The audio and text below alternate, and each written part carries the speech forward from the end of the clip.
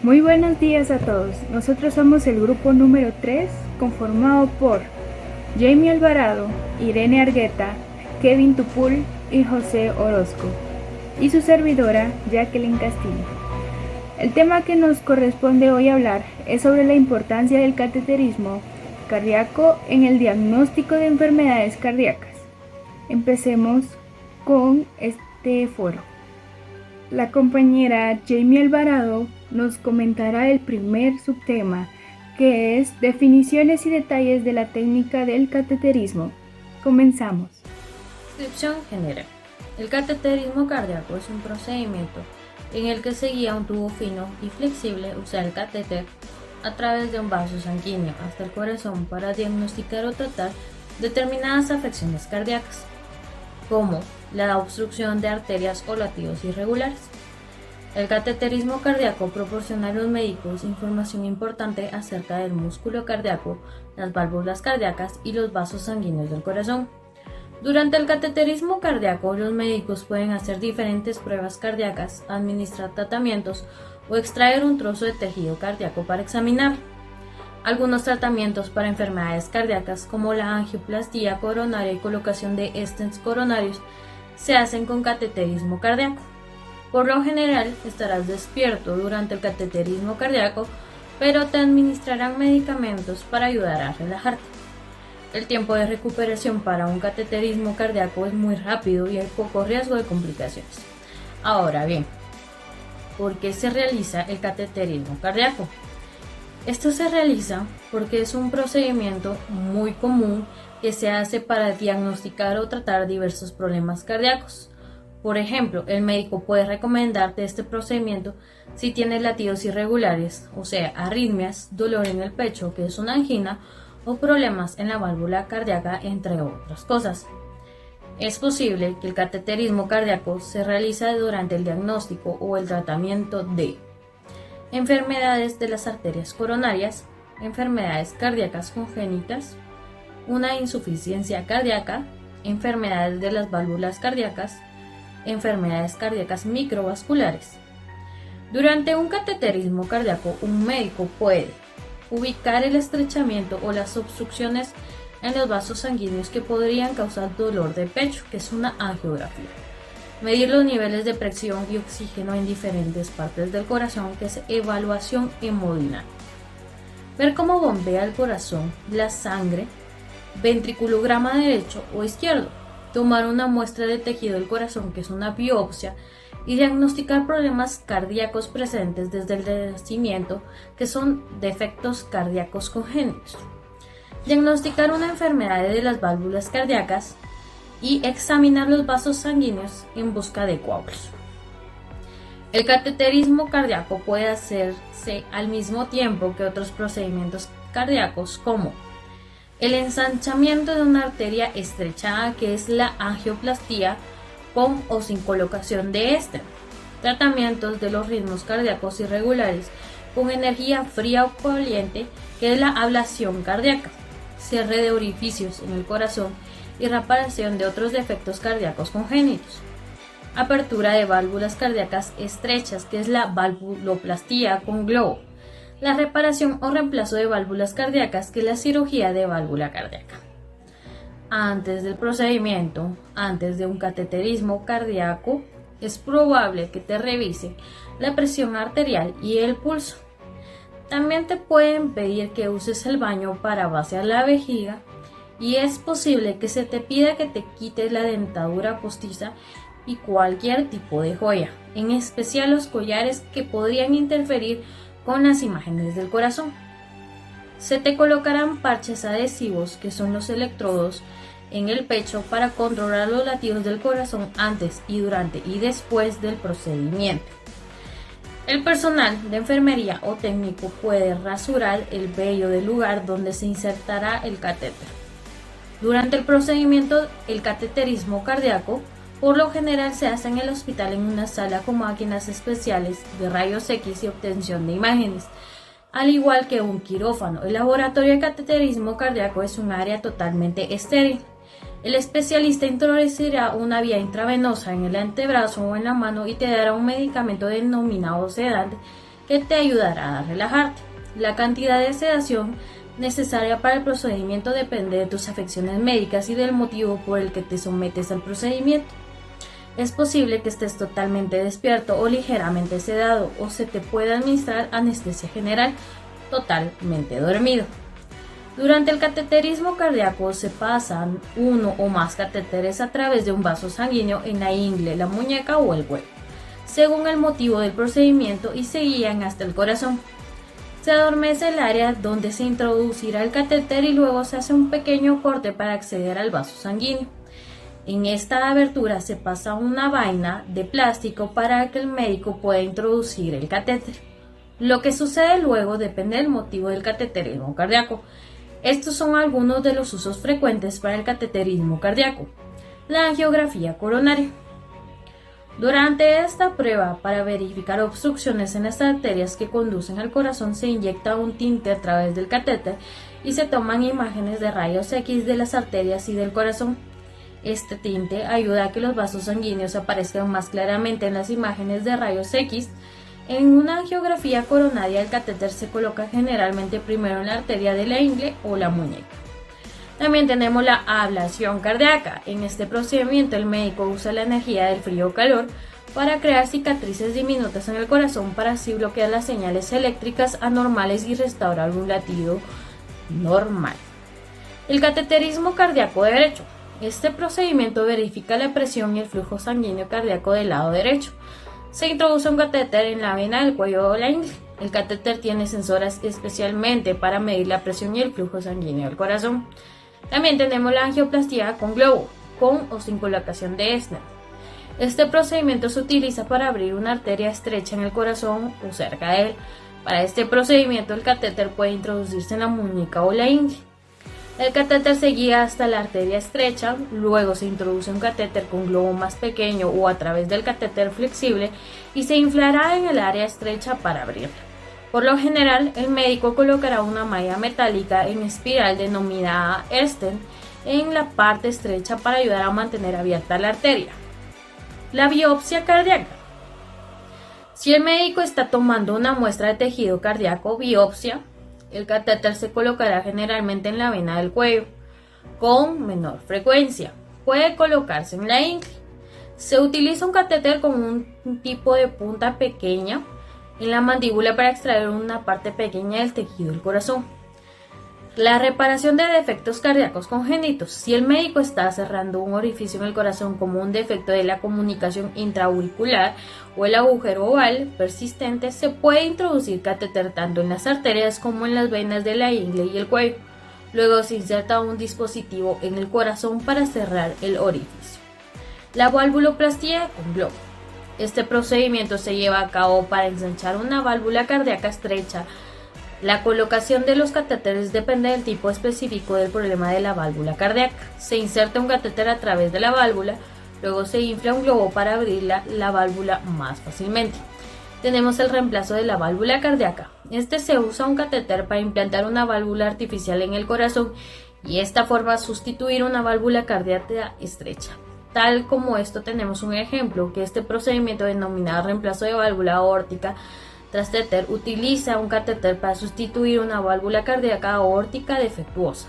Si estás despierto o durante el procedimiento de cateterización cardíaca, podría pedirte que respires profundamente, que contenga la respiración, que tosas o coloques los brazos en distintas posiciones. La mesa puede inclinarse algunas veces, pero tendrás una correa de seguridad para mantenerte sujeto. La inserción del catéter no debería ser dolorosa y no la sentirás mientras se mueve por el cuerpo. Informa al médico o personal de enfermería si tienes algún tipo de malestar. Muchas gracias. Seguimos con el segundo tema, que es principales indicaciones del cateterismo intracardíaco, dado por el compañero José Orozco. Comenzamos. ¿Qué tal? Buen día. Mi nombre es José Orozco. Me corresponde exponer y explicar sobre las indicaciones del cateterismo intracardíaco. Empezaré dando una pequeña definición de lo que es el cateterismo intracardíaco. la cual la podemos definir como un procedimiento invasivo que permite valorar la anatomía del corazón y las arterias coronarias. Esta se usa para diagnosticar y tratar ciertas enfermedades cardiovasculares. El cateterismo intracardíaco se realiza para el diagnóstico de enfermedades de las arterias coronarias, enfermedades cardíacas congénitas, insuficiencias cardíacas, enfermedades de las válvulas aórticas, enfermedades cardíacas microvasculares, entre otras. ¿Cómo podemos preparar a un paciente para realizarle un cateterismo? Si bien nuestra lectura, el libro de Suros, nos indica que el estudio no requiere de preparación previa por parte del paciente, salvo que necesita evitar la ingesta de líquidos y sólidos durante 8 horas antes del estudio. Al paciente se le solicitará la firma de consentimiento informado para poder realizarle el procedimiento del cateterismo intracardíaco. Las indicaciones del cateterismo intracardíaco. En las indicaciones nos mencionan dos, las cuales son: 1. Descubrir el trayectos anormales, y 2. El registro de presiones. Descubrir trayectos anormales. Esto es un procedimiento en el que se guía un tubo fino y flexible, que lo denominamos catéter, a través de un vaso sanguíneo hasta el corazón para diagnosticar o tratar de determinar afecciones cardíacas como la obstrucción de las arterias o latidos irregulares. Esta ocurre en algunas cardiopatías congénitas como ductus, comunicaciones intraauriculares o interventriculares. Como indicación número 2 tenemos la cual es el registro de presiones, la cual esta se efectúa por medio de un sistema óptico adaptando al catéter tipo Hamilton u otros manómetros especiales. En la diapositiva se le presenta lo que es un cuadro que nos indican las presiones intracardíacas anormales, la cual nos indican las presiones de la aurícula derecha, el ventrículo derecho, la arteria pulmonar, los capilares, la aurícula izquierda, el ventrículo izquierdo y la aorta. Nos mencionan puntos importantes, la cual nos mencionan su valor normal en sístole, su valor normal en diástole y su valor medio. Hablaremos sobre lo que es cada una de los puntos ya mencionados anteriormente de sus presiones. Empezaremos con la presión de la aurícula derecha. Esta presión es de 0 a 5 milímetros de mercurio. Son valores superiores a 10 milímetros de mercurio, son anormales, se hallan en fallos del corazón derecho, estenosis e insuficiencia tricúspide y pericarditis constrictiva. Como número 2 tenemos la presión ventricular derecha, la cual en su fase sistólica es de 15 a 25 milímetros de mercurio, y en la telediastólica es de 0 a 5 milímetros de mercurio. Los valores superiores a 30 y 10 milímetros de mercurio, para cada una se considera patológico. Se registra en estenosis pulmonares, fallos ventriculares derechos y tabiques perforados. En la presión de la arteria pulmonar, en la sístole es de 15 a 25 milímetros de mercurio y en la diástole es de 5 a 10 milímetros de mercurio. La presión y la presión media varía entre 10 y 15 milímetros de mercurio. Esta se diagnostica hipertensión pulmonar cuando la sístole supera los 30 milímetros de mercurio y la presión media supera los 20 milímetros de mercurio.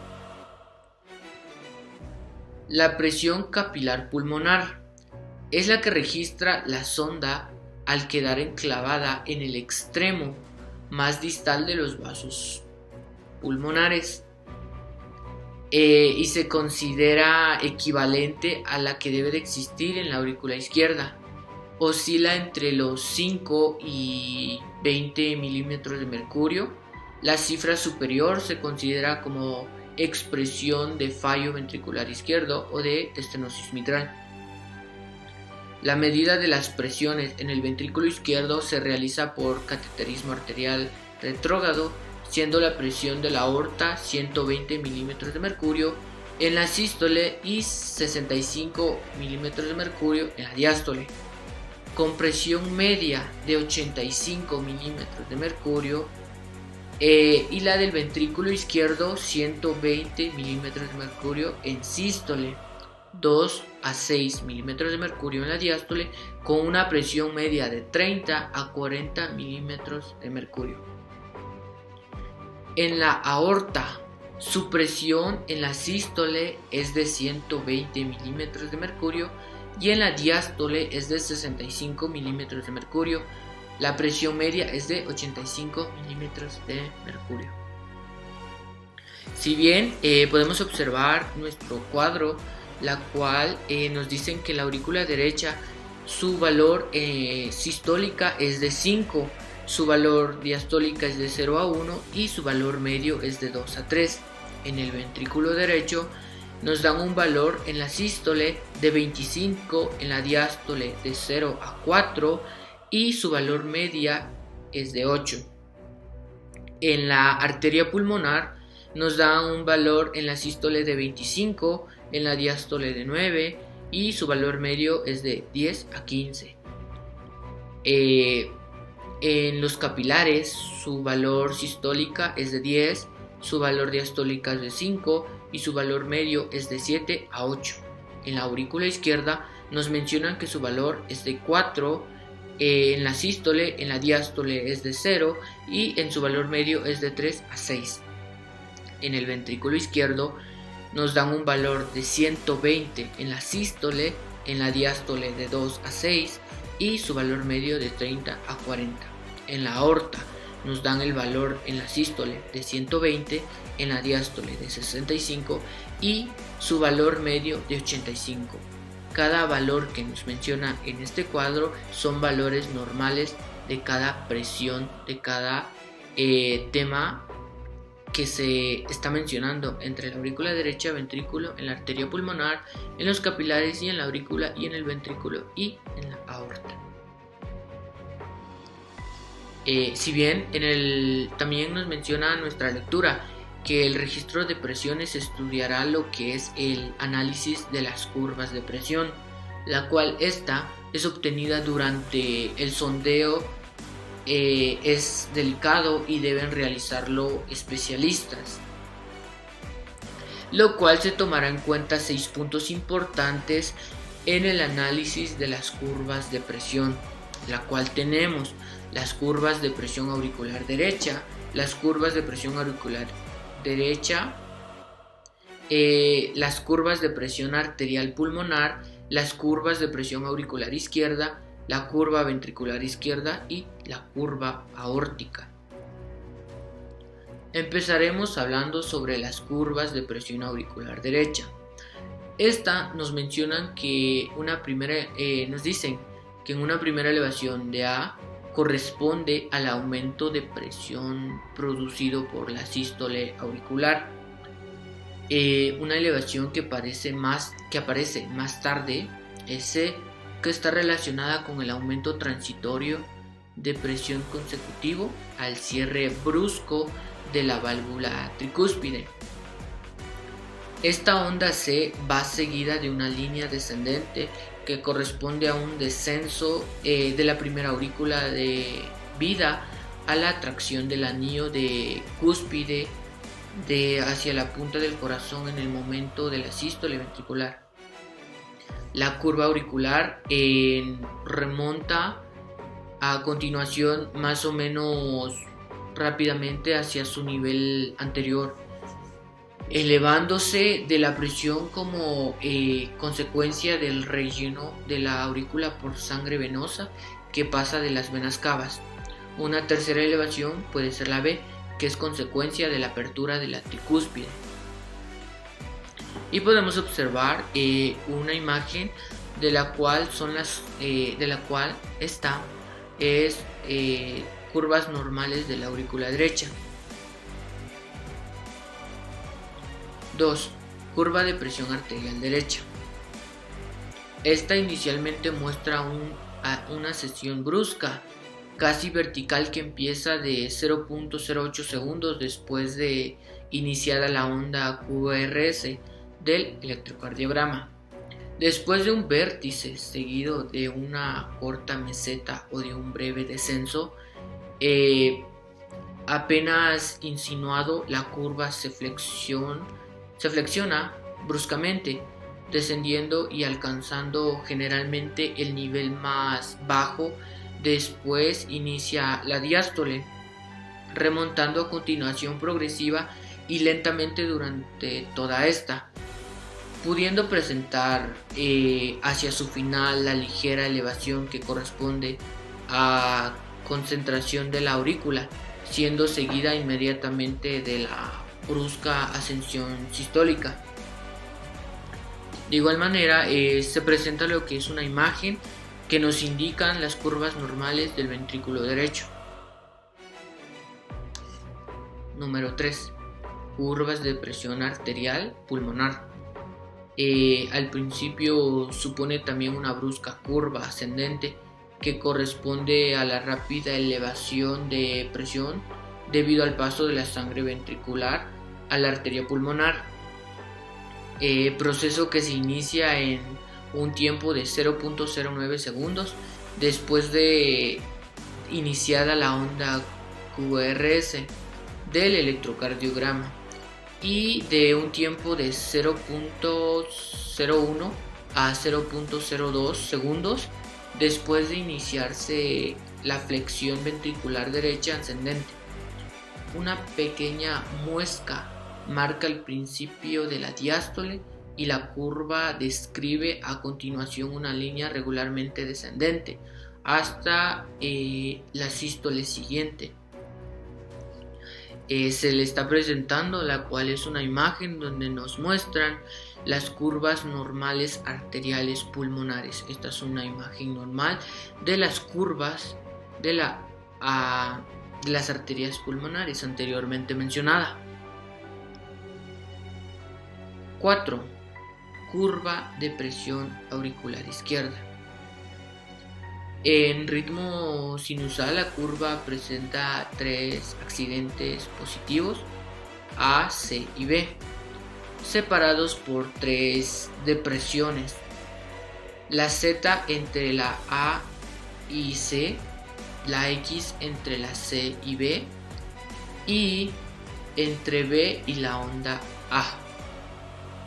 La fibrilación auricular modifica considerablemente el aspecto de la curva auricular izquierdo, haciendo desaparecer el monitorio que corresponde a la sístole auricular del punto Z. Se halla situado relativamente abajo y la depresión X en menos profunda. Y se le presenta de igual manera una imagen que nos muestran las curvas normales de la aurícula izquierda. Número 5. Curva ventricular izquierda. En esta nos mencionan que la presión ventricular izquierda empieza a elevarse desde el momento en que cierra la mitral. El trazado casi vertical durante la fase de contracción isométrica del ventrículo izquierdo y la apertura de las sigmoides que marca el momento de iniciarse la expulsión ventricular no comporta modificación alguna en la pendiente de la curva ventricular. El periodo de expulsión se divide en un periodo de impulsión rápida que va desde la apertura de las válvulas aórticas en el vértice de la curva ventricular izquierda y el periodo de expulsión lenta que corresponde a una meseta. De igual manera, se le presenta también lo que es la imagen donde nos indican y nos señalan las curvas normales del ventrículo izquierdo. Número 6. Curva aórtica. La curva aórtica toma el aspecto de los dientes de una sierra. Cada uno de ellos consta de una rama rápidamente ascendente y una rama descendente, por lo general menos abrupta, que ostenta una inflexión correspondiente al cierre de las sigmoideas. El vértice de la curva puede ser puntiagudo o redondo. Sobre la rama ascendente a veces se inscribe, aunque raramente, una muestra anacrótica. Y también mencionaré también para finalizar algunas contraindicaciones del cateterismo intracardíaco, las cuales estas comúnmente pueden ser una infección sistémica, fiebre, arritmias sin control, hipertensión no controlada, insuficiencia cardíaca y alergia. Eso es todo. Muchas gracias. Muchas gracias.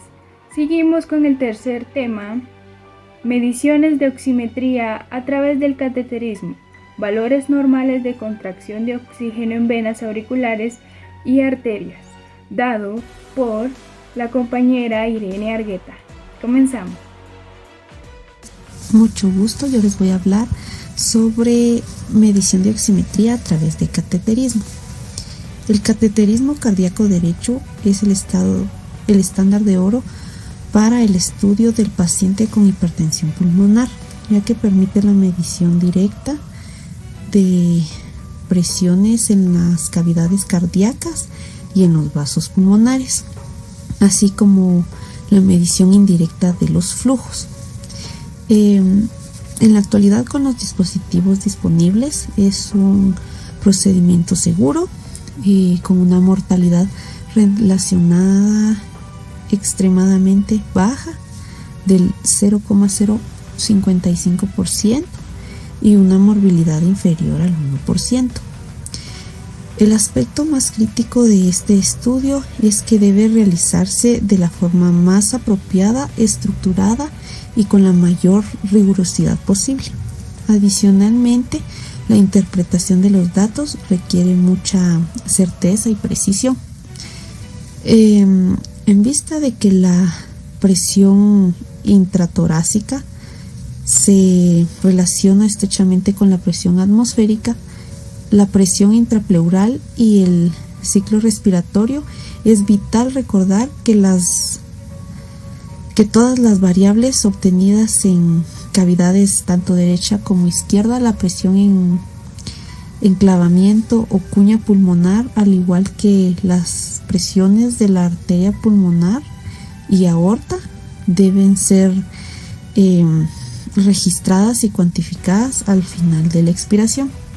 Información que es particularmente importante en quienes pueden existir variaciones sustanciales entre presiones vasculares inspiratorias y expiratorias, como es en el caso de los pacientes que presentan o sufren obesidad y con enfermedad pulmonar intersticial. Las razones por las cuales se realiza el examen son porque se realiza para evaluar la forma como se mueve o cómo circula la sangre en personas que presentan presiones anormales en las arterias del corazón, personas también que presentan quemaduras, también las personas que presentan cardiopatía congénita, que tienen insuficiencia cardíaca, enfermedad renal, que tienen también válvulas cardíacas con escape, problemas pulmonares también, shock por presión arterial muy baja. Igualmente se puede realizar para vigilar las complicaciones de un ataque cardíaco, además para ver que también están funcionando ciertos medicamentos para el corazón. El cateterismo de Schwann-Ganz también se utiliza se puede utilizar para detectar el flujo anormal de sangre entre dos zonas del corazón que normalmente no están conectadas. Entre las afecciones que también se pueden diagnosticar o evaluar con un cateterismo de Schwann-Ganz están el taponamiento cardíaco, esta enfermedad cardíaca congénita, como ya habíamos mencionado anteriormente, también pacientes con hipertensión pulmonar, que fue lo que mencionamos al principio, también pacientes con miocardiopatía restrictiva o dilatada. En los resultados normales podemos ver que el índice cardíaco es de 2.8 a 4.2 litros por minuto por metro cuadrado del área de la superficie corporal. La presión sistólica de la arteria pulmonar es de 17 a 32 milímetros de mercurio y la presión promedio de la arteria pulmonar es de 9 a 19 milímetros de mercurio. La presión diastólica pulmonar es de 4 a 13 milímetros de mercurio. La presión de enclavamiento capilar pulmonar es de 4 a 12 milímetros de mercurio. La presión de la aurícula derecha es de 0 a 7 milímetros de mercurio. ¿Qué es lo que significan los resultados anormales? Los resultados anormales pueden deberse a problemas que se presentan del flujo circulatorio, como insuficiencia cardíaca o shock, también por valvulopatía, enfermedad pulmonar, y también problemas estructurales en el corazón, como una desviación auricular o una comunicación interventricular o intraauricular. Muchas gracias. El compañero Kevin Tupul dará los siguientes dos temas, que es técnicas de angiográficas derecha o izquierda, angiográfica coronaria y su importancia. También eventos electrográficos y fonográficos desarrollados aprovechando la angiografía cardíaca. Comencemos. Tengan todos un cordial saludo. Vamos a hablar sobre las técnicas angiográficas, derecha e izquierda, y la angiografía coronaria y su importancia, ¿verdad? Porque es importante, ¿verdad? Entonces vamos a hablar sobre sobre una pequeña introducción, ¿sí? Que es el cateterismo cardíaco y la angiografía coronaria, que son métodos mínimamente invasivas para estudiar el corazón y los vasos sanguíneos que lo irrigan, ¿verdad? Las arterias coronarias, sin usar cirugía, o sea, prácticamente no vamos a hacer ningún tipo de abertura, no vamos a hacer ningún tipo de introducción al cuerpo, ¿verdad? Sino que solo por medio de una punción vamos a introducir un catéter, ¿verdad? Entonces no se usa ningún tipo de cirugía. Esta prueba suele llevarse a cabo cuando las pruebas no invasivas no aportan información suficiente. Cuando las pruebas no invasivas sugieren la presencia de de un problema del corazón o de los vasos sanguíneos, o cuando una persona tiene síntomas que implican una elevada probabilidad que sufra un problema cardíaco o una arteria coronaria, ¿verdad? Problemas de arterias. Una ventaja de estas pruebas es que durante la prueba los médicos también pueden tratar diversas enfermedades, incluyendo las arteriopatías coronarias, que son uno de las enfermedades que más se conocen, ¿verdad? Entonces es importante tener en cuenta esto, que no solo podemos tratar esto, sino que diversas enfermedades a tratar, ¿verdad? Entonces este procedimiento representa la única formación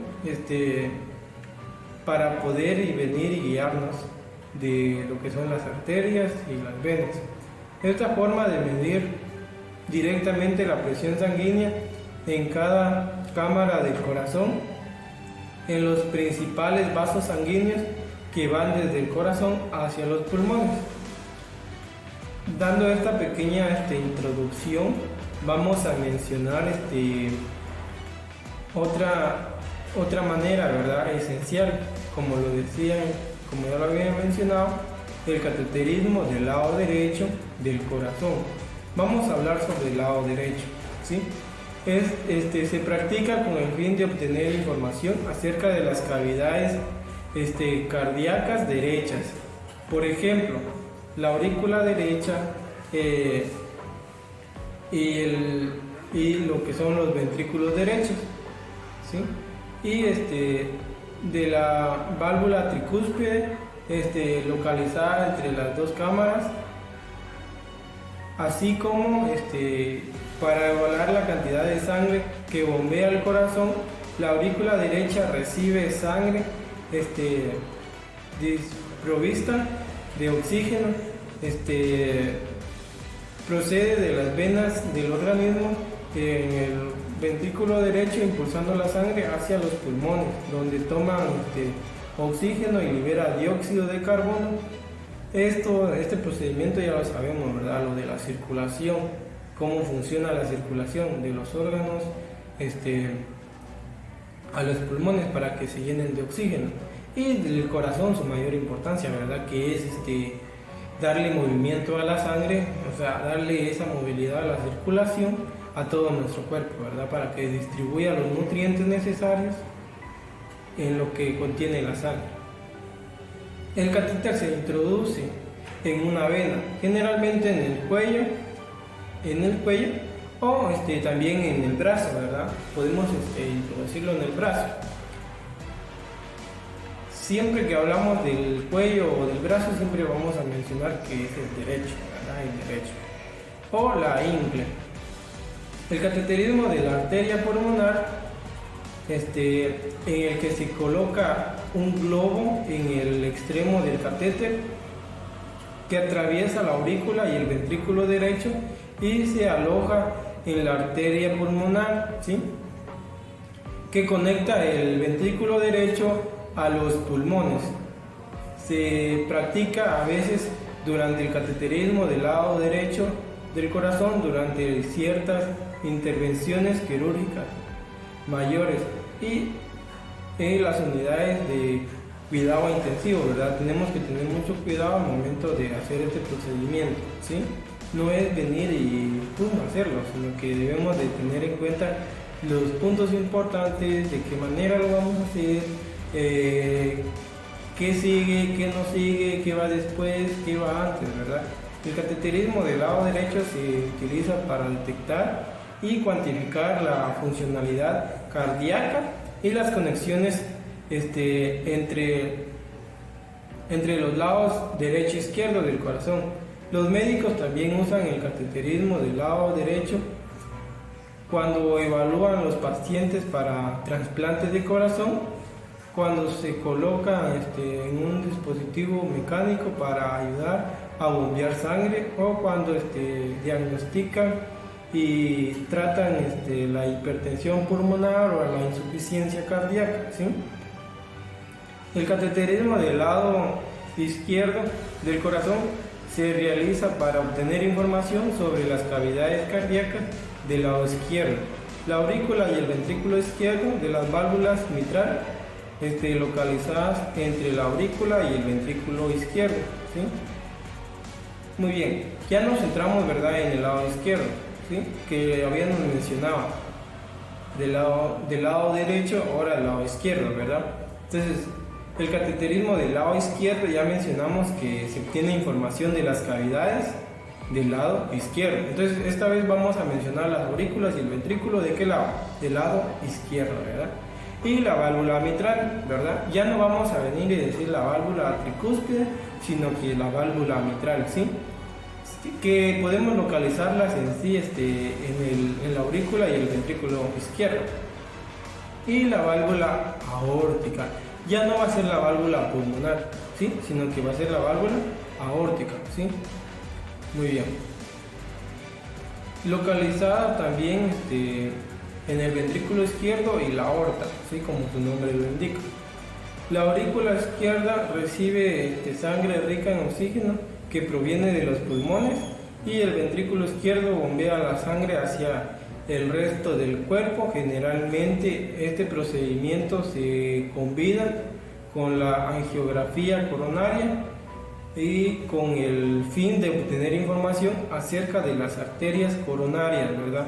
Para el cateterismo del lado izquierdo, el corazón, podemos, el catéter que se inserta en una cierta arteria, generalmente del lado del brazo o de la ingle, y pasa desde esa arteria a la aorta, a la arteria de gran calibre que transporta la sangre desde el corazón, ¿sí?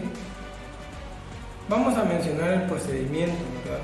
¿Qué procedimientos tenemos, verdad? Para esto, en los procedimientos, los pacientes deben de permanecer en ayunas, ¿sí? No deben de haber comido, es que mire, me agarró hambre, o mire, tenía bastante sed. No, tiene que hacer un tipo de ayuno, ¿verdad? Y para este tipo de ayuno, podemos mencionar que debe de ser de 4 a 6 horas, ¿verdad?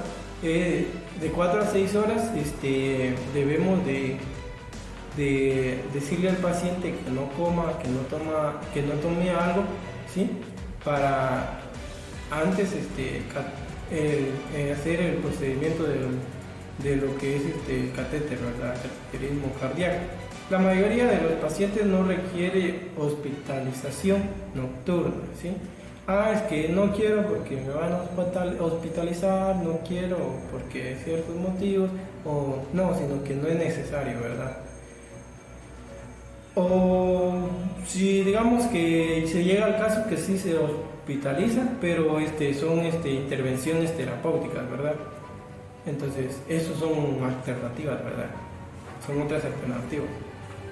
Muy bien, ya mencionamos lo que son el cateterismo del lado izquierdo, del lado derecho. Hoy vamos a hablar del cateterismo cardíaco, ¿sí? El cateterismo cardíaco y algunas de las patologías, digamos, por el cual se utiliza esto, ¿verdad? Y vamos a hablar específicamente del lado izquierdo, el cateterismo cardíaco del lado izquierdo, ¿sí? El cateterismo cardíaco nos dice que se usa con mayor frecuencia para evaluar, pongamos atención, ¿qué vamos a evaluar? Anomalías de las arterias coronarias y presencia de enfermedades coronarias, ¿sí? El cateterismo cardíaco izquierdo también se utiliza para evaluar la presión en la aorta, ¿sí? Pongamos atención, la resistencia vascular sistémica, la función de la válvula aórtica, la función de la válvula mitral y la presión o función ventricular izquierda, ¿verdad? Muy bien, ya mencionado esto, vamos a hablar cómo se lleva este procedimiento. El procedimiento se lleva a cabo a través de una punción de la arteria femoral, la subclavia, la radial o braquial, ¿sí? Con introducción del catéter en el origen de la arteria coronaria, ¿sí? O a través de la válvula aórtica hacia el ventrículo izquierdo. ¿Qué quiere decir esto? Que al momento de que nosotros vamos a introducirlo en cualquiera de las venas mencionadas, tenemos que ir buscando lo que es la arteria coronaria, ¿verdad? No nos tenemos que ir y meter a otro lado con el catéter, sino que lo que nosotros buscamos es la arteria, ¿verdad? En ocasiones el cateterismo de la aurícula y el ventrículo izquierdo se lleva a cabo a través de una perforación transeptal durante un cateterismo cardíaco derecho, ¿sí? Es opcional, ¿verdad? Podemos mencionar también el cateterismo cardíaco del lado izquierdo. Entonces, ya mencionado el lado izquierdo, vamos a hablar del lado contrario. ¿Cuál es el lado contrario? El lado contrario es el cateterismo del lado derecho, ¿sí? El cateterismo del lado derecho puede decir que se utiliza con mayor frecuencia para evaluar. ¿Qué vamos a evaluar? Muy bien, vamos a evaluar la presión en la aurícula derecha, la presión del ventrículo derecho y la presión de la arteria pulmonar, ¿sí? Ya no es la arteria aórtica, sino que pulmonar. Y la presión de la oclusión de la arteria pulmonar, ¿sí? Esto lo podemos mencionar o abreviar como POAP, que es P-O-A-P, ¿sí? POAP. El POAP se aproxima a la presión de la aurícula izquierda y a la presión de fin de diástole, ¿verdad? Del ventrículo izquierdo. En los pacientes de muy graves, la contribución de la evaluación del volumen, entonces, como les iba diciendo, ¿verdad? El OAP de la presión auricular izquierda, de la diástole, les estaba diciendo que puede evaluar el volumen, y cuando se mide el gasto cardíaco en forma simultánea, puede ayudar a guiar el tratamiento. El cateterismo cardíaco derecho también es útil para examinar las presiones del llenado cardíaco, la resistencia vascular de pulmonar, la función de la válvula tricúspide y prácticamente pulmonar, ¿verdad? Los intercardíacos y las presiones del ventrículo derecho. Las mediciones de las presiones en el corazón derecho puede colaborar a la identificación del diagnóstico del miocardio y lo que podemos mencionar como cardiopatías, pericarditis constrictivas y el taponamiento cardíaco. Cuando la prueba no invasiva no define un diagnóstico de, digamos, formar parte esencial de la evaluación para el trasplante cardíaco o el soporte mecánico del corazón. Por ejemplo, cuando se usa un dispositivo de asistencia ventricular, ¿verdad? Muy bien, vamos a hablar del procedimiento. Se utiliza a través de una punción en la vena femoral, subclavia, yugular interna o antecubital. Se introduce un catéter en la aurícula derecha a través de la válvula tricúspide o el ventrículo derecho y a través de la válvula pulmonar en la arteria pulmonar. Muy bien. También podemos realizarse un cateterismo selectivo de seno coronario. Muy bien. Ya hablando de estas técnicas del lado izquierdo y del lado derecho, vamos a mencionar algunas otras técnicas, ¿verdad? Que son muy importantes mencionarlas. No vamos a entrar a fondo en esto, ¿verdad? Sino que simplemente les vamos a mencionar. Es la técnica de Flinch, que con el consumo del CO es proporcional al oxígeno, ¿verdad? Dividido por las diferencias arteriovenosas de oxígeno. Y también tenemos la técnica de dilución. Se baja en la presunción de que una vez se inyecta el indicador de la circulación, aparece y desaparece de forma proporcional el CO, ¿verdad? Y también cabe mencionar la técnica de termodilución. Muy bien, vamos a hablar de la angiografía coronaria. Vamos a mencionar la angiografía coronaria. Digamos que en una angiografía coronaria se inyecta un agente de constante radio opaca, un líquido que se puede visualizar en la radiografía, un vaso sanguíneo que se realiza en una radiografía para obtener imágenes detalladas del vaso sanguíneo de la angiografía coronaria, proporcionando información acerca de las arterias coronarias que suministran el corazón de sangre rica en oxígeno. Esto se realiza durante el cateterismo del lado izquierdo del corazón, ¿sí? Del lado izquierdo, ya que las arterias coronarias se ramifican desde la aorta justo después de que ésta salga del lado izquierdo del corazón. Los dos procedimientos casi siempre se llevan a cabo simultáneamente. Después de inyectar anestésicos, el médico introduce el catéter delgado que, digamos, a través de la arteria de una incisión en el brazo o en el cuello, o también cabe destacar en la ingle. El catéter se dirige hacia el corazón, luego introduce la arteria coronaria durante la inserción del dispositivo, como podemos observar en la imagen, ¿verdad? En esta imagen, como la podemos observar, el catéter y cómo va buscando, ¿verdad? Ya estando en la aorta, cómo va buscando la arteria, ¿verdad? Que ahí mismo lo señala, ¿verdad? A qué dirección va.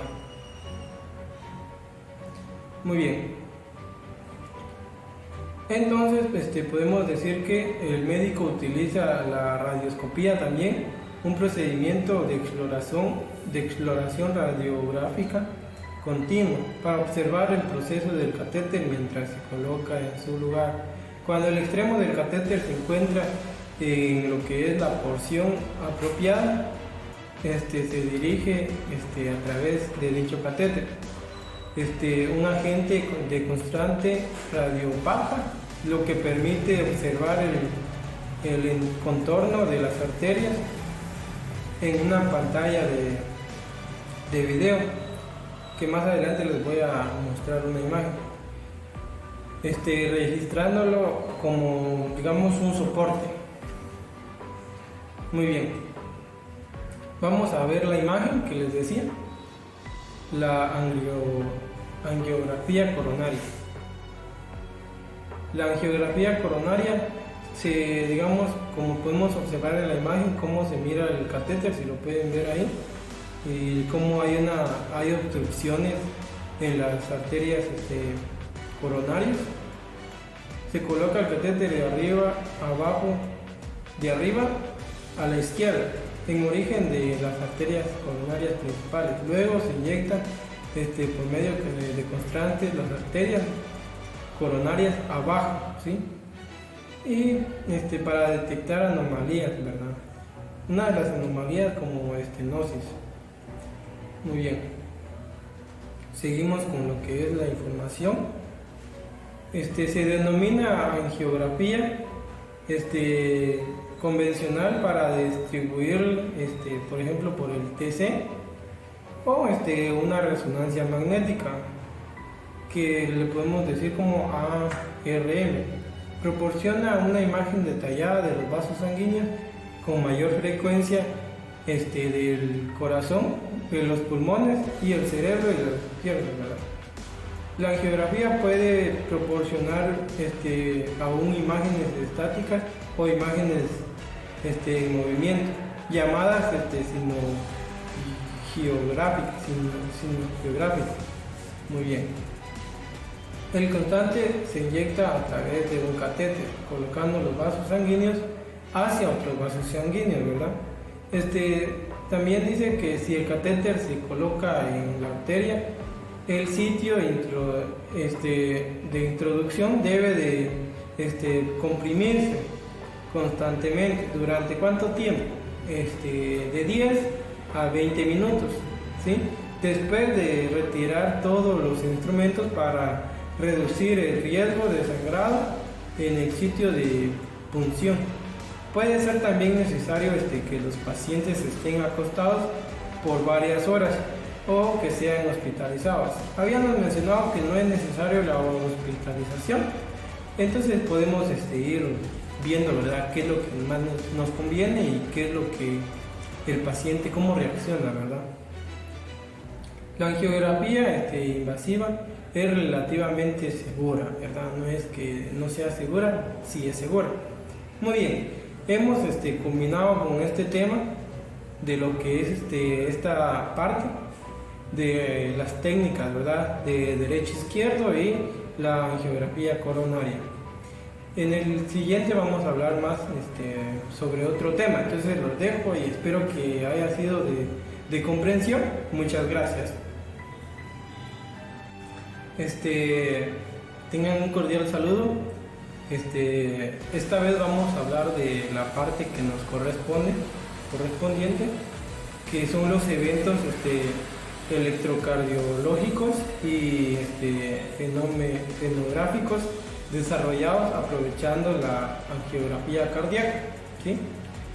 Muy bien, como inicio quiero mencionar la angiografía con su sustracción digital, ¿verdad?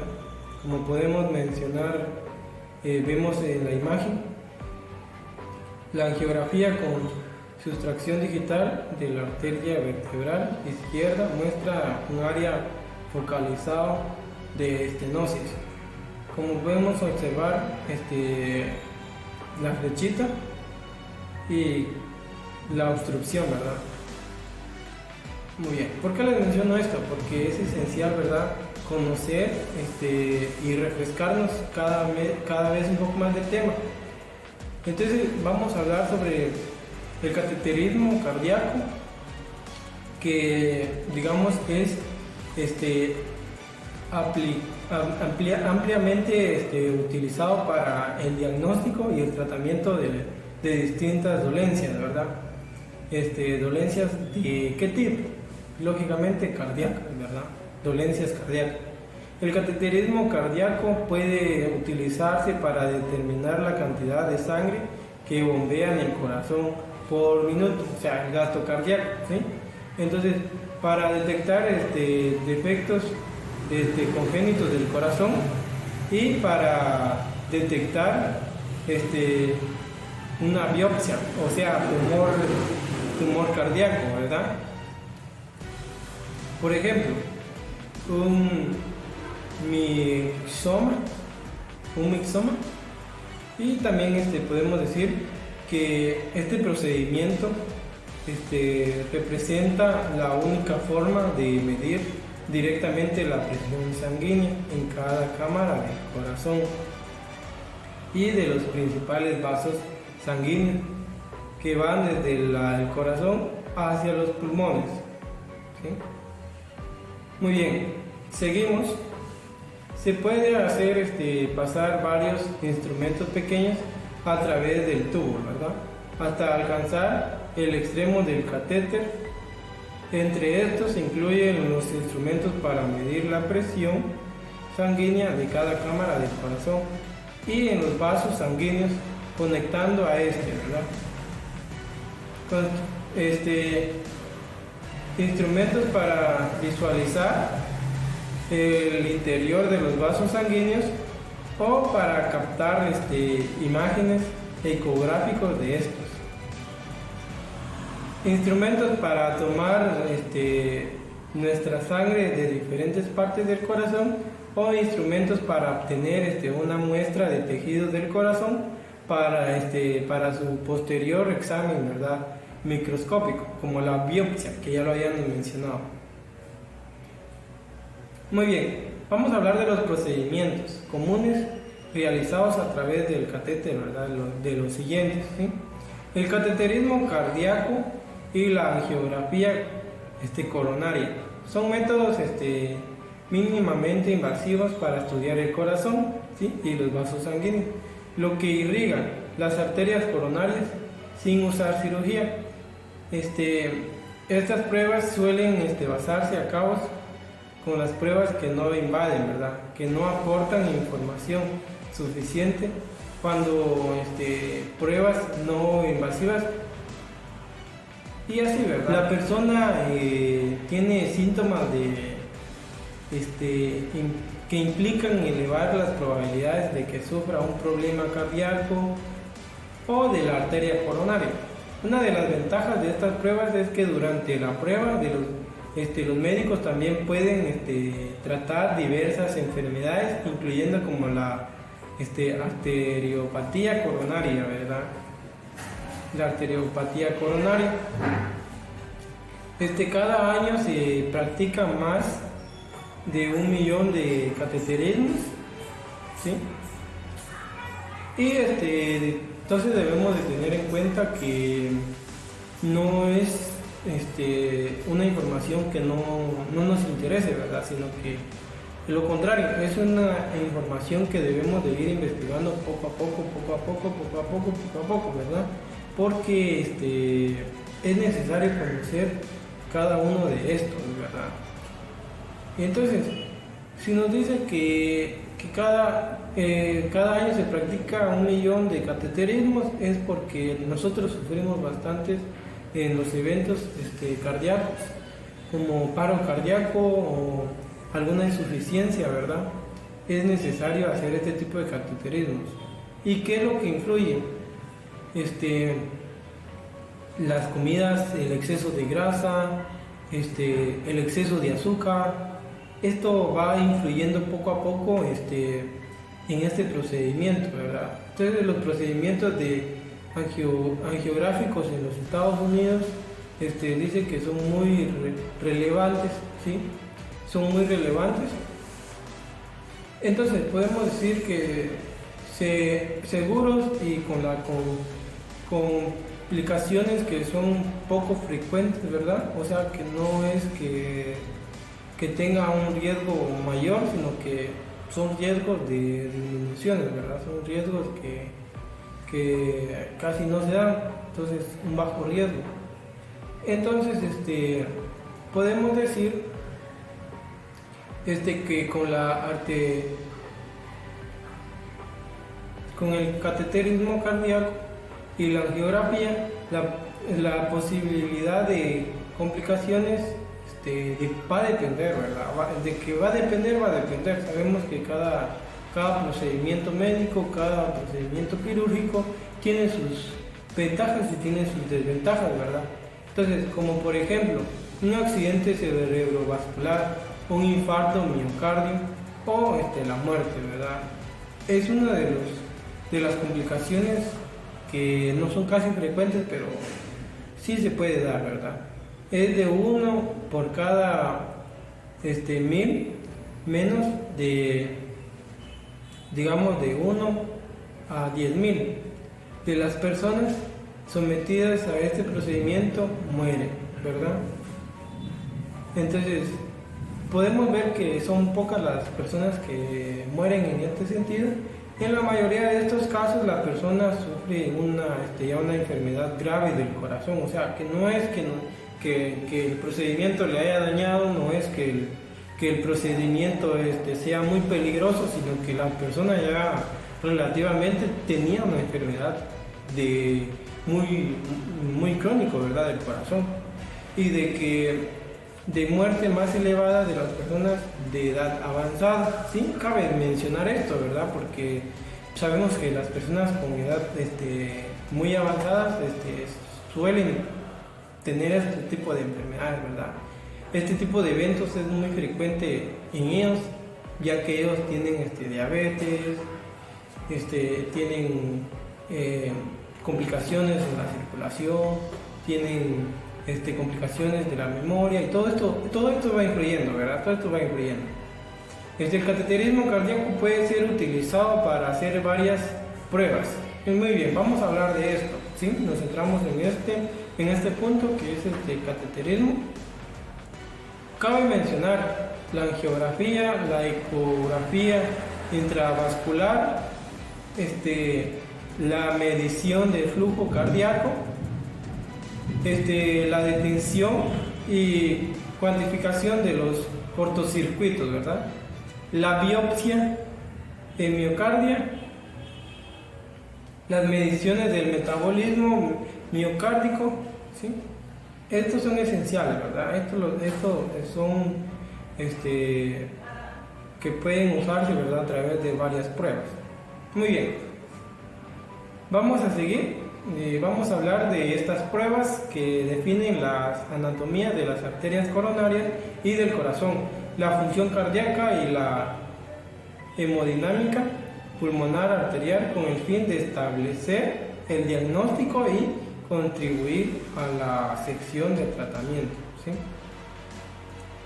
Muy bien, el cateterismo cardíaco dice que es ampliamente utilizado para el diagnóstico de tratamiento de distintas dolencias cardíacas. El cateterismo cardíaco puede utilizarse para determinar la cantidad de sangre que bombea el corazón por minuto, el gasto cardíaco, ¿sí?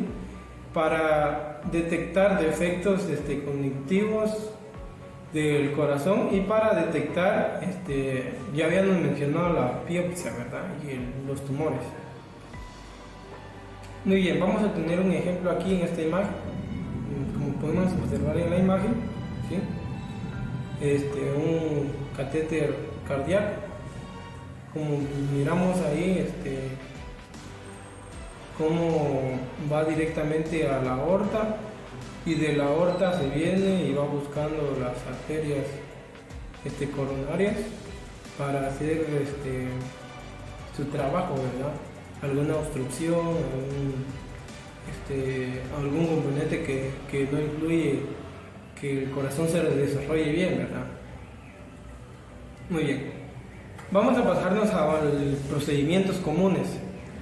Los procedimientos comunes para realizar a través del catéter son los siguientes. La angiografía coronaria, ¿sí?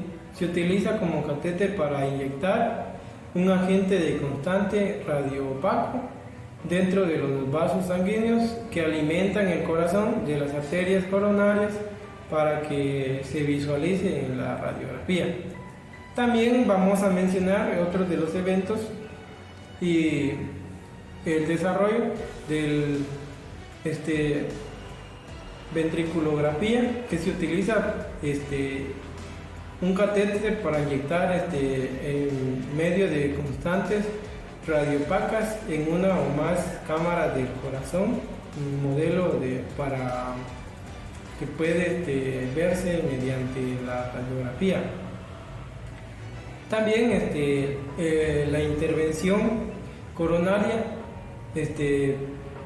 percutánea, también mencionada como ICP, mencionada como ICP. Se introduce en un catéter del globo adherido a una punta para expandirse, ¿verdad? O sea que se introduce y se va expandiendo, ¿verdad? Se expande para hacer su función, ¿verdad? Entonces, los médicos suelen utilizar este catéter para insertar un tubo de malla, o sea que lo que se expande es de malla, sí, ¿verdad? Un stent. Es conocido, como los radiólogos lo dicen, stent, ¿verdad? En la arteria para mantenerla abierta. Y también vamos a mencionar la válvula plástica, ¿sí? que se utiliza un catéter para dilatar el orificio de la válvula cardíaca que ha sido sufrido en una construcción, ¿verdad? También vamos a mencionar el reemplazo de la válvula, ¿sí? Es una válvula reemplazada por si la válvula que normalmente suele tener tiene sus complicaciones, ¿verdad? Catéter para reemplazar una válvula cardíaca sin retirar la válvula antigua o prácticamente una intervención quirúrgica. Los usos de estos es para el mismo, ¿verdad? Cuando la válvula tiene un mal funcionamiento, entonces hacemos este tipo de procedimiento.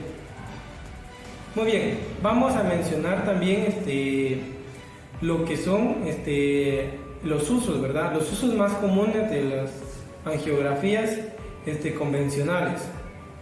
Muy bien. Tenemos ahí la angiografía coronaria, suele usarse antes de las intervenciones percutáneas o quirúrgicas de las arterias coronarias o las válvulas cardíacas, porque por lo general se realiza cateterismo cardíaco, ¿verdad? También la angiografía cerebral, ¿sí? Pero en ese punto no nos tanto nos interesa lo del cerebro, el sistema nervioso, nos interesa más lo del cardíaco, entonces solo lo vamos a mencionar, ¿verdad? Puede estar indicada después de accidentes cerebrovasculares y también la angiografía ilíaca o femoral que puede, digamos, puede estar indicada antes de las intervenciones para tratar arteriopatías periféricas. Y también vamos a mencionar la aortografía, ¿sí? Que a veces se utiliza para el diagnóstico o la proporción de detalles anatómicos sobre la aorta. Muy bien, y la angiografía de las arterias oculares. Muy bien, esto es solo para mencionarlo, ¿verdad? No es que nos interese todo, sino que ciertos puntos nos interesan y ciertos no, ¿verdad? El uso de la angiografía. Entonces, decimos que la angiografía, para su uso, se utiliza para detectar anomalías de los vasos sanguíneos por regla general de las arterias y las anomalías. Por ejemplo, la instrucción, el estrechamiento, las conexiones anormales entre las arterias y venas, las malformaciones arteriovasculares, inflamaciones, vasculitis, dilatación como aneurismas, y de las paredes de los vasos sanguíneos deshabilitados, y también las rupturas de las paredes de los vasos sanguíneos, la disección, ¿verdad? Durante la angiografía puede realizarse procedimientos. Entonces, con las rupturas vamos a mencionar las arterias estrechando, dilatándose, y las obstrucciones que pueden eliminarse, ¿verdad? Se puede colocar un tubo de malla de alambre, o sea, el stents que ya habíamos mencionado, para mantener las arterias abiertas. Puede separarse de las rupturas aéreas de los vasos sanguíneos y puede bloquear el flujo de la sangre con una tumoración. Muy bien, vamos a mencionar el uso, ¿verdad? El uso de la angiografía. ¿Cómo vamos a desarrollarlo, verdad? ¿Cómo lo vamos a venir y aprovechar? ¿Cómo vamos a aprovechar ese desarrollo?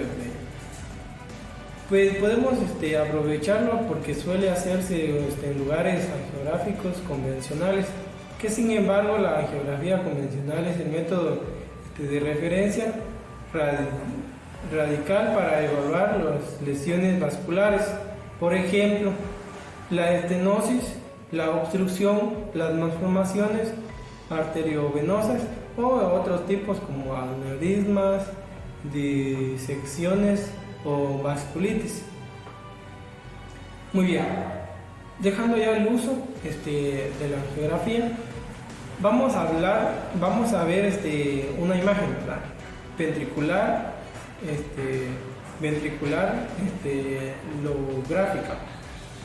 Esto prácticamente conocida como tensión de Gram en el ventrículo izquierdo.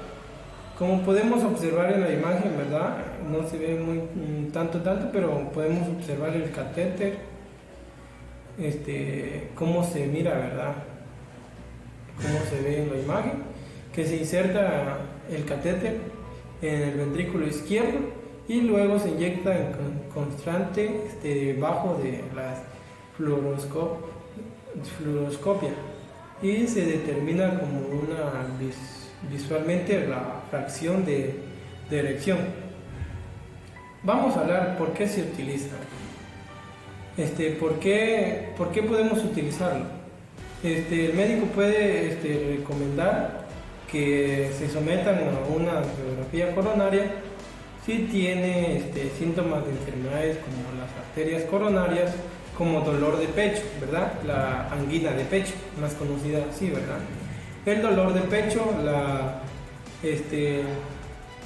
la mandíbula, el cuello, el brazo, y no puede explicarse mediante las pruebas. El dolor digamos el dolor de pecho, la angina de pecho, inestable. Un defecto cardíaco de nacimiento, enfermedades cardíacas congénitas, ¿sí? También el resultado de anormales en una prueba de esfuerzo cardíaco no invasiva, ¿sí? Esto nos influye bastante de los muchos eventos, ¿verdad? Otros problemas de los vasos sanguíneos o traumatismo del tórax. Un problema de las válvulas torácicas, podemos mencionar como que si un traumatismo, un accidente o que le haya caído alguna piedra o cosas así, ¿verdad? Algo que le haya lastimado. Problema de las válvulas cardíacas que requieren cirugía, ahí también podemos mencionar. Debido a esto existen un pequeño riesgo y complicaciones, como ya lo había mencionado anteriormente, ¿verdad? Existen riesgos, pero los riesgos siempre va a haber, ¿verdad? Después de estos estudios. El electrocardiograma, ecograma y otras pruebas, ¿verdad? Entonces esto es prácticamente lo que nos interesaba saber un poquito a fondo, ¿sí?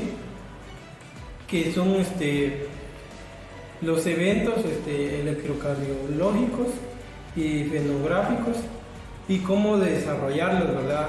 Cómo desarrollarlos de la mejor manera, aprovechando todo esto de la angiografía cardíaca, ¿verdad? Por eso es que nos centramos en la angiografía.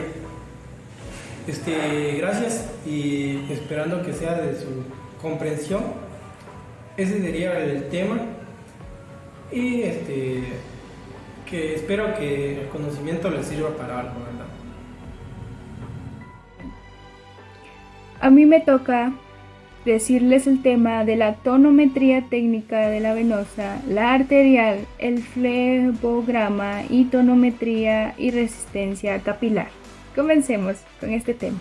La tonometría dice que es un método sencillo, reproducible incluso en manos de personal no entrenado, validado e incruento para el análisis de la onda de pulso y la estimación de la presión arterial central. Aplicando un sensor de presión perpendicularmente sobre la pared arterial, podemos conocer las variaciones de presión en cada fase del pulso, debido a la peculiar anatomía de los vasos sanguíneos. Con un corte transversal circunferencial necesitamos aplanar ligeramente la pared vascular para asegurarnos un íntimo contacto entre el sensor de presión y la pared arterial. Como ven, aquí tenemos una imagen en donde está el tonómetro y está aplanando lo que es el vaso sanguíneo. Si se dan cuenta, en la segunda imagen donde el tonómetro toca ya el vaso sanguíneo, lo aplana y lo engrosa. Entonces, ¿para qué nos va a servir un tonómetro? Nos va a servir para una medida indirecta, no invasiva, reproducible y validada para estimar la forma de la onda de pulso aórtico. Muy bien, para la técnica de la venosa y la arterial tenemos que conocer primero la anatomía de vascularización de la extremidad superior. Entonces, para esto tenemos que saber la circulación arterial y la venosa. La circulación arterial va a estar conformada por la arteria axilar, arteria humeral o braquial, arteria radial, cubital y el arco palmar. Para la circulación venosa va a haber un sistema profundo y un sistema venoso superficial. En el profundo van a haber venas dobles, excepto una que es la vena axilar y la subclavia, que al ser más grandes son únicas en sí mismas. Ahora, en el sistema venoso superficial se va a encontrar la vena cefálica, la vena basílica y la vena mediana cubital. Entonces vamos a comenzar por canalización de vías periféricas en venas proximales, al ser de mayor grosor y en principio más fácil de manejo. Lo mismo se hará en punción arterial, eligiendo arterias proximales. Muy bien, ¿y cómo vamos a hacer este procedimiento? Primero va a haber una asepsia del personal, después la elección del punto de inserción y el manejo del ecógrafo. Entonces, en la asepsia del personal va a haber un lavado de manos con agua y jabón antiséptico, al menos durante 20 segundos. Secar con una toalla de papel desechable y cerrar el grifo usando la misma toalla, evitando el contacto de las manos con el grifo. Cuando no es posible acceder al lavado de manos higiénico, se puede sustituir por aplicación de solución hidroalcohólica. También colocarse los guantes no estériles. El uso de guantes no sustituye el lavado de manos. Mucho ojo con eso. En la elección del punto de inserción, en adultos priorizar las extremidades superiores a las inferiores. En caso de presencia de flebitis, la elección se hará en primer lugar el otro miembro y en segundo lugar en el mismo miembro en una zona más proximal. Y no canalizar venas varicosas, trombosadas ni utilizadas previamente. Si se prevén procedimientos intervencionistas, utilizar el brazo contrario a la zona donde se va a actuar. No emplear la extremidad afectada de un paciente al que se le ha practicado una extirpación ganglionar axilar y elección del miembro no dominante. En todo caso, atender en las posibles consideraciones del propio paciente. Si es zurdo, pues colocárselo en el brazo derecho. Si es diestro, colocárselo en el brazo izquierdo. En el manejo del ecógrafo, el ecógrafo primero hay que definirlo como un fenómeno acústico producido al chocar un sonido contra una superficie capaz de reflejarlo, superficie o interfase reflectante. Utilizada ondas sonoras de alta frecuencia para generar secuencias de imágenes de órganos y formaciones dentro del cuerpo. Entonces, el ecógrafo va a tener estos elementos técnicos, que es una sonda. La sonda va a recoger información mediante la emisión de pulsos de ultrasonidos y recogida de los ecos que esos pulsos emiten cuando chocan con interfaces reflectantes al atravesar distintos medios físicos con los tejidos humanos.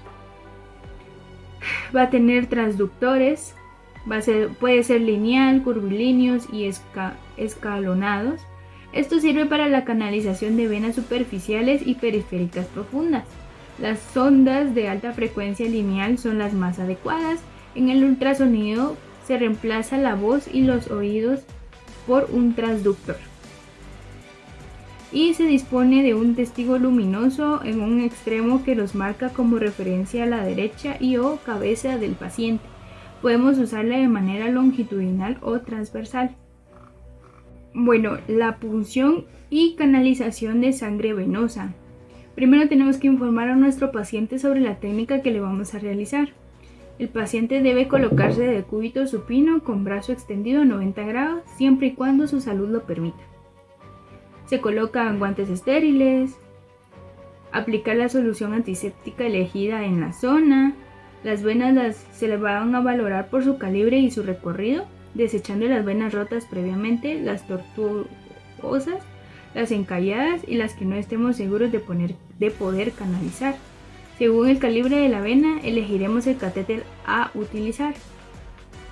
Echaremos gel conductor en la sonda, pondremos funda de protector y echaremos de nuevo gel conductor para el ecógrafo. Elegir el tamaño del catéter y se realizará punción con la mano dominante. Se visualizará la punta de la aguja sin retirar el transductor. Cuando aparezca la punta de la aguja, seguiremos su trayectoria desplazando el transductor a corta distancia y manteniéndola en posición adelantada respecto a la entrada de la aguja. Se comienza la punción e inicia la inserción del catéter. Se retira la sonda lineal de la zona y el compresor para finalizar la técnica. Una vez iniciada la retirada del fiador, no reintroducirlo por el peligro de perforar el catéter. Activar el sistema de seguridad y desechar la aguja en el contenedor de punzante. Y después conectar el catéter a la válvula de seguridad o a la llave de 3 pasos. En la punción y extracción de arterial va a ser una punción arterial ecoguiada que va a disminuir significativamente el número de pinchazos necesarios, reduciendo así la duración del procedimiento y el dolor referido por el paciente en comparación con el método clásico. La diferencia entre los dos métodos de la punción arterial clásica y una ecoguiada es que la clásica es una técnica de palpación del pulso radial, por ejemplo, y la técnica ecoguiada es un procedimiento de visualización en el que la guía es la imagen que se ve en la pantalla del ecógrafo y no es necesario sentir el pulso, siendo más fácil ya que podemos rectificar en ese mismo momento y lugar. Para esta realización de punción de sangre, una punción arterial y extracción de sangre, el ángulo de entrada de la aguja será entre 45 y 90 grados y se podrá realizar la exploración de forma transversal o longitudinal. Algunos problemas potenciales pueden ser previo a la inserción de la vía periférica y la punción arterial. Puede haber un desconocimiento del uso del ecógrafo, falta de colaboración del paciente también y utilización del material de forma inadecuada. Tras la canalización de la vía periférica puede haber problema de aparición de un hematoma en la zona, punción arterial o lesión nerviosa, flebitis química o mecánica, extravasación del líquido a infundir, dolor local, espasmo venoso, posición anómala del catéter y muchas más cosas. Tras la punción arterial puede haber un hematoma igualmente en la zona, dolor local, infección local del punto de punción, isquemia distal por espasmo arterial y procedimiento sin éxito. Lo que se puede hacer es una formación del personal para que esto no suceda, darle un buen conocimiento sobre el ecógrafo y sobre la manera de puncionar una arteria o una vena. Y también si fuese lo mejor es de que cada hospital tenga una disponibilidad de un ecógrafo para hacer mejor esa técnica que la clásica de palpar, como habíamos dicho antes. Y reducir la ansiedad y el estrés manifestando por el paciente mediante la explicación de la intervención a realizar. Siempre hay que explicarle al paciente qué le vamos a realizar o cómo va a ser la técnica para que él no esté estresado y ansioso sobre de qué me va a pasar o qué voy a hacer. Gracias. Muy bien, seguimos con el flebograma y tonometría. Primero tenemos que saber que el flebograma es una curva obtenida por un aparato que registra los latidos de una vena, generalmente la vena yugular. en ese caso sería un yugulograma, concepto relacionado con el pulso yugular, y es una imagen obtenida por flebografía. Entonces, ¿qué va a ser una flebografía? Va a ser un procedimiento en que se toma una radiografía de las venas después de inyectar un tinte en la médula ósea o en las venas. También se llama venografía. Entonces, ¿cómo se va a realizar o en qué va a consistir todo esto? Primero, ¿en qué va a consistir? Va a ser una exploración diagnóstica invasiva que permite el estudio de la circulación venosa de las extremidades inferiores. Las venas no son visibles en las radiografías simples. Para poder visualizarlas mediante un estudio de rayos X es necesario la inyección de un contraste venoso. El contraste es una sustancia radioopaca que no permite el paso de los rayos X a través de su superficie, por lo que permite visualizar aquellas venas que lo contienen. Durante la práctica de la prueba puede tomarse varias radiografías para visualizar el llenado progresivo de los vasos y detectar estrechamientos, obstrucciones o la presencia de vasos anómalos. Actualmente se dispone de otras técnicas no invasivas que también permiten el estudio de la circulación venosa. El uso de la flebografía ha sido relegado a aquellos casos en los que la ecografía no permite el diagnóstico. ¿Cómo se va a realizar esto entonces? Se realiza en salas o unidades de radiológicas. El paciente debe tener las piernas desnudas, evitando sobre todo la presencia de objetos metálicos que pudieran alterar las imágenes. Las extremidades se sujetan a una mesa de rayos X. La mesa puede inclinarse en varias posiciones. Se procede a canalizar una de las venas superficiales de la extremidad inferior a estudiar, generalmente en el dorso del pie, y se inyectará el contraste. Se puede aplicar un anestésico local para adormecer el área donde se insertará el catéter, puesto que en ocasiones puede precisar de una pequeña incisión para facilitar la introducción del catéter. El personal de enfermería controla las constantes vitales y comprueba los pulsos dorsales del pie, popliteo y femoral. Se indica al paciente que no mueva la pierna mientras se toman las radiografías. Entonces, ¿cuánto va a durar este estudio? No se complica, si no se complica es una de 30 minutos.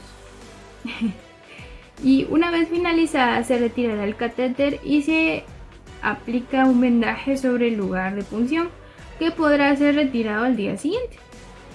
En las 6 horas posteriores el procedimiento es recomendable mantener la pierna extendida. Tras este periodo el paciente puede regresar a su domicilio. ¿Cómo podemos preparar para el estudio? El paciente deberá ayunar en las 6 horas antes de este procedimiento. Se va a rasurar la zona de la punción en aquellos casos en los que fuera preciso, y lo importante es que el médico responsable tenga conocimiento de los tratamientos habituales del paciente o del antecedente de alergias. Si el paciente estuviese realizando tratamiento anticoagulante, el facultativo responsable de la asistencia valorará la posibilidad de retirarlo antes de la exploración. ¿Y qué se va a sentir a la hora, durante y después de este estudio? ¿Qué es lo que va a sentir el paciente? Se puede percibir una ligera sensación de ardor durante la inyección del contraste. Es posible que el lugar de punción permanezca dolorido hasta unos días después. Una vez en casa, conviene evitar subir escaleras y cualquier actividad extenuante. Durante las 24 horas siguientes a la prueba es importante beber mucha agua, con lo que se facilitará la eliminación del contraste administrado. ¿Qué riesgos puede tener este estudio? En general es una técnica segura, pero no exenta de riesgos, puesto que se trata de una exploración invasiva. Los contrastes utilizados son generalmente seguros y tiene mínimos efectos secundarios. Los más frecuentes son náuseas, vómitos y prurito. Más infrecuente sería mareo, tos, cefalea o dolor abdominal. En los casos más graves y excepcionalmente el paciente podría presentar reacciones alérgicas con dificultad respiratoria, alteración del ritmo cardíaco, de la presión arterial también una alteración, reacciones alérgicas graves o shock anafiláctico. Estos efectos graves son más probables en pacientes que sufren algún tipo de alergia y especialmente en aquellos que han sufrido anteriormente una reacción adversa a contrastes. Este tipo de estudios podemos encontrarlos en clínicas especialistas en esto. Por ejemplo, tenemos una que se llama Clínica Especialista de Enfermedades de Arterias y Venas, Angiología, Flebología, Doppler, Cirugía Vascular y Endovascular. Esta clínica es especializada en el diagnóstico, prevención y tratamiento de las enfermedades de arterias y venas. Muy bien, ahora vamos a hablar sobre la resistencia capilar y la función de los capilares. Primeramente va a consistir en el intercambio de líquidos, nutrientes, electrolitos, hormonas y otras sustancias en la sangre y en el líquido intersticial. Para cumplir esta función, las paredes de los capilares son finas y tienen muchos poros capilares diminutos que son permeables al agua y las otras moléculas pequeñas. Ahora, ¿cómo vamos a realizar la prueba de la resistencia capilar? Primero que todo, vamos a utilizar una prueba llamada del lazo, que se trata de una prueba in vivo. Y el método va a consistir en colocar un esfigmomanómetro en el antebrazo como para tomar la presión arterial y se insufla a presión media entre la máxima y la mínima del paciente, dejándolo durante 5 minutos. Pocos minutos después de quitar la presión, se cuenta el número de petequias en el antebrazo e incluso en dorso de la mano. Se debe revisar si el antebrazo escogido contiene petequias o manchas que pueden confundirse con las que aparecen por la compresión. Se lee con buena luz el sitio examinado y se cuentan las petequias formadas. Ahora, ¿qué valores de referencia vamos a tener? Es que se considera la prueba positiva a más de 10 petequias en la región de antebrazo, por debajo del pliegue del codo. Se informa por cruces. La positiva del test puede graduarse entre 1 y 4 cruces. Cuando más distal es el sitio de aparición de las petequias, mayor va a ser el valor de positividad de la prueba. Una cruz va a referirse a pocas petequias en la cara anterior del brazo. 2 cruces, muchas petequias sobre la superficie anterior del brazo. 3 cruces, muchas petequias sobre todo el antebrazo y mano. 4 cruces, petequias de gran tamaño y confluentes en todo el antebrazo. ¿Qué significado clínico le podemos dar a estos valores y al resultado? Que la pared vascular normalmente no permite extravasación alguna de la sangre. Sin embargo, en algunas circunstancias anormales, tales como la desnutrición, carencias de alimentos, intoxicaciones, desarreglos hormonales, se pueden presentar una fragilidad de endotelio capilar o pared vascular que permite una salida normal de la sangre hacia tejidos circundantes, lo cual se traduce como la aparición de petequias. La fragilidad vascular se puede estudiar aumentando la presión sanguínea intracapilar por obstrucciones de retorno venoso o disminuyendo la presión extracapilar por aplicación de una presión negativa sobre la piel. El número de petequias obtenidos, o sea, la extravasación sanguínea, está relacionado a la presión capilar alterada y a la fragilidad capilar. La fragilidad capilar depende del estado de elasticidad de la pared capilar. Se debe tener en cuenta que es una prueba poco específica. Normalmente la extravasación de sangre no se evidencia externamente porque las plaquetas forman un tapón hemostático. Si hay disfunción plaquetaria, aumenta el número de petequias también. Entonces, la utilidad clínica que le vamos a dar a esta prueba es que la evaluación de la fragilidad capilar y permeabilidad vascular y la evaluación de funciones plaquetarias. Las variables es que antes o inmediatamente después de la menstruación y en la menopausia. Puede variar lo que son los resultados si se está en esas condiciones. Variables por enfermedad. Se encuentra aumentado cuando hay fragilidad vascular, en trombocitopenia, déficit de vitamina C, anormalidades vasculares hereditarias, reacciones vasculares tóxicas.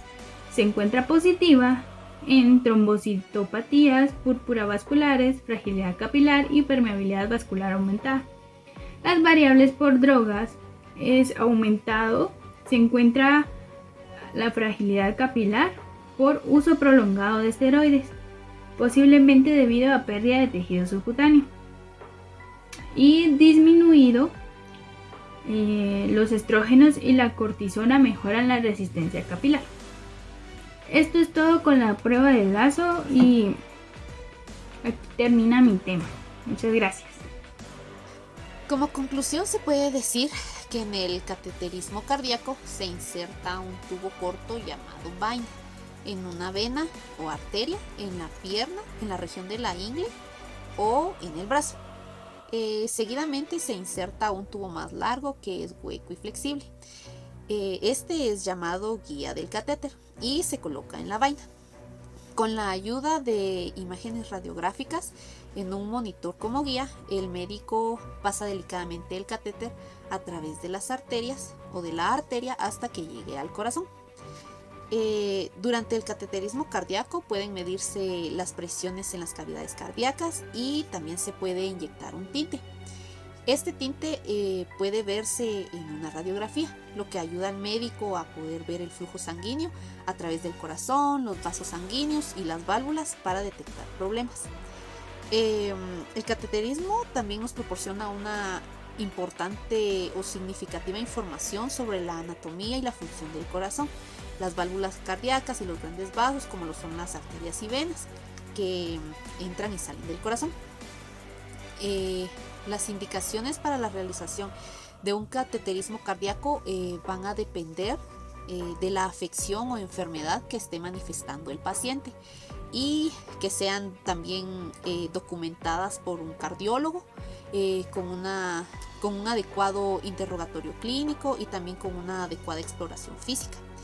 Que también tienen que ser avaladas en la mayoría de los casos por estudios de gabinete como lo pueden ser el electrocardiograma, placa de tórax, también ecocardiograma o estudios más específicos como son el gamagrama cardíaco o de resonancia magnética. Las principales indicaciones están dadas en enfermedades como aterosclerótica coronaria, enfermedad valvular cardíaca, enfermedad del músculo cardíaco, cardiopatías congénitas, enfermedades o enfermedad aórtica, enfermedad en las arterias carótidas o arterias renales. Como recomendaciones podemos indicar que se le debe explicar al paciente el procedimiento del examen e indicarle que debe firmar un consentimiento informado. No se debe también comer ni beber absolutamente nada durante al menos unas 6 a 8 horas antes de la prueba o según el tiempo indicado por el médico. También se le debe notificar al médico si el paciente está tomando algún tipo de anticoagulantes o medicamentos para la diabetes. También se le debe de explicar al paciente que la anestesia que se le administrará dependerá de las afecciones médicas y del motivo por el que se somete al procedimiento. Es posible que se esté totalmente despierto o ligeramente sedado, o también que se le pueda administrar anestesia general lo que quiere decir que estará totalmente dormido. También queremos agradecerle a la Facultad de Medicina de la Universidad Mesoamericana y al catedrático encargado del curso de Semiología y Fisiopatología 1, el doctor Juan José Valentín Maldonado Rodas, por la oportunidad que nos da como estudiantes de ampliar nuestros conocimientos por medio de este tipo de presentaciones y poder compartir los mismos con el público en general.